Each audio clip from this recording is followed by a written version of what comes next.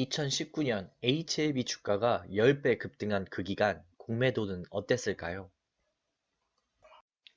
안녕하세요. 앞으로 일주일 뒤면 HLB가 포함되어 있는 코스닥 150 종목의 공매도가 재개된다고 하죠.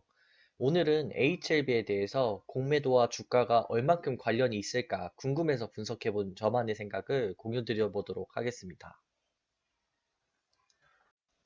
2년 전 HLB의 리보세라닙은 통계적 유의미성 확보 실패로 하한가를 갔었고, 무진행 생존 기간 등에서 타 경쟁약물 대비 효능이 뛰어났다는 평가와 함께 그 뒤로 저점 대비 10배 가까이 올랐었죠.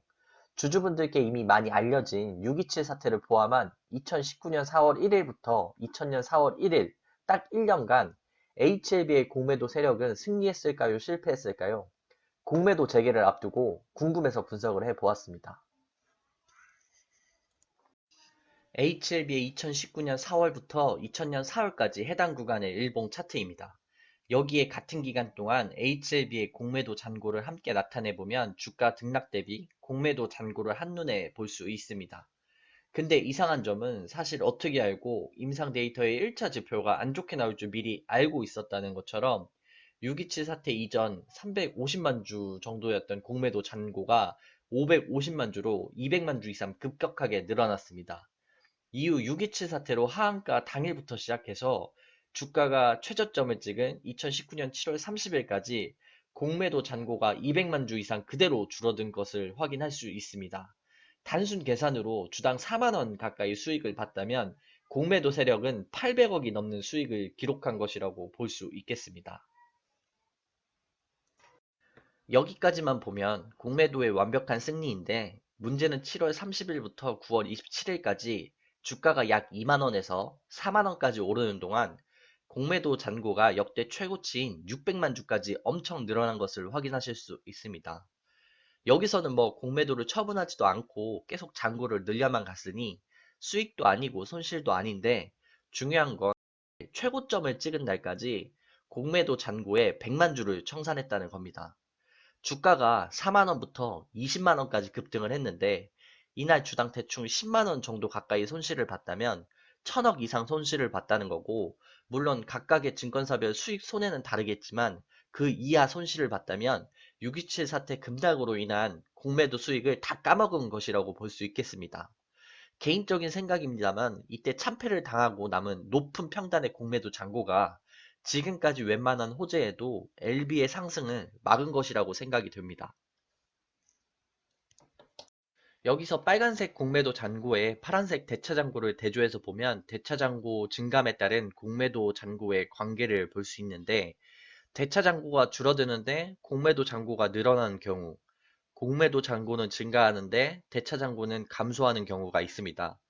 지난번 대차 해지 영상에서 대차 잔고의 증가가 공매도 잔고의 증가로 이어지는 것은 아닙니다 라고 말씀드렸었는데, HLB의 경우도 마찬가지라고 볼 수 있겠습니다. 그럼 구간별로 나눠서 6.27 사태 이전과 그 당일 공매도 잔고가 꾸준히 증가한 1번 구간에서 외국인들 포지션은 어땠을까요?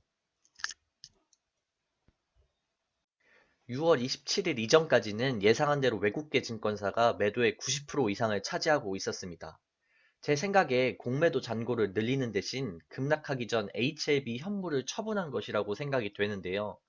그 중에서도 CS증권, JP모건, 모건스탠리는 20만 주 이상 계속해서 현물을 팔아치운 것으로 볼 수 있겠습니다.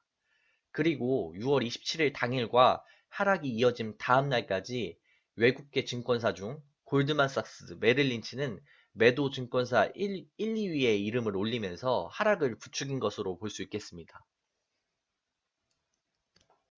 그럼 6월 27일 주가가 급락하고 최저점 21,800원을 찍은 7월 30일까지 증권사별 매매 동향을 한번 보시면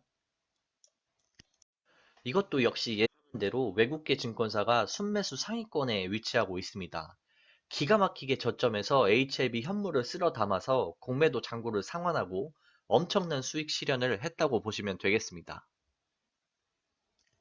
공매도 잔고를 줄였던 외국계 증권사는 여기서부터 꼬이게 되는데요. 주가가 약 2만원에서 4만원까지 2배 가까이 오른 3번 구간에 증권사별 매매 동향을 보시면 추가 주가 하락에 베팅했던 외국계 증권사는 또다시 현물을 팔게 됩니다. 즉, 공매도 잔고를 다시 모으고 현물을 던져서 주가 하락을 기대한 것이라고 판단이 되는데, 시티그룹, 골드만삭스만 해도 이 단기간 동안 100만 주 이상을 시장에 던진 것으로 볼 수 있겠습니다.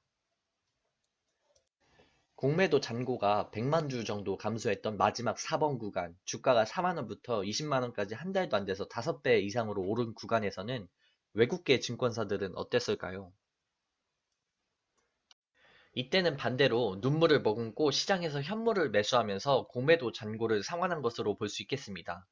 급등한 기간 동안 키움증권에서 많은 물량을 시장에서 매수했기 때문에 시티그룹 등 외국계 증권사는 공매도 손실을 조금이라도 피하기 위해서 울며 겨자 먹기로 매수한 것이라고 판단이 됩니다.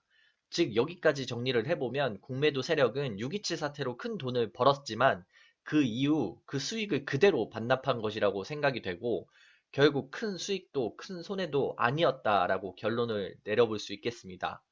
다만 개인적인 생각으로 지금까지는 많이 줄었지만 이때 남은 공매도 잔고가 계속 호재 뉴스가 나오는데도 꾹꾹 눌러서 LB의 상승을 막지 않았을까라는 생각이 됩니다. 근데 분석을 해보다가 최근 신한 금투 창구를 통해서 엄청난 매도가 나오고 있는데, 정확히는 현재 1년 동안 120만 주 이상을 시장에 던진 것으로 확인이 됩니다. 신한 금투는 그때 기사를 통해서 당시 2015년 HLB 자회사 지분 매입 과정에서 투자은행 거래를 수행했다라고 말은 했었습니다. 근데 이 수량만으로는 저 매도 물량이 설명이 안 돼서 어디서 이렇게 많은 물량이 생겼나도 한번 봤었는데,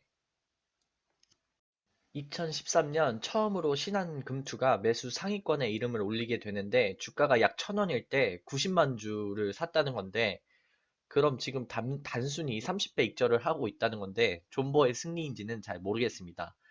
그럼 오늘은 여기서 마치겠습니다. 주가가 하락했지만 마음이라도 좋은 주말 되시길 바라겠습니다.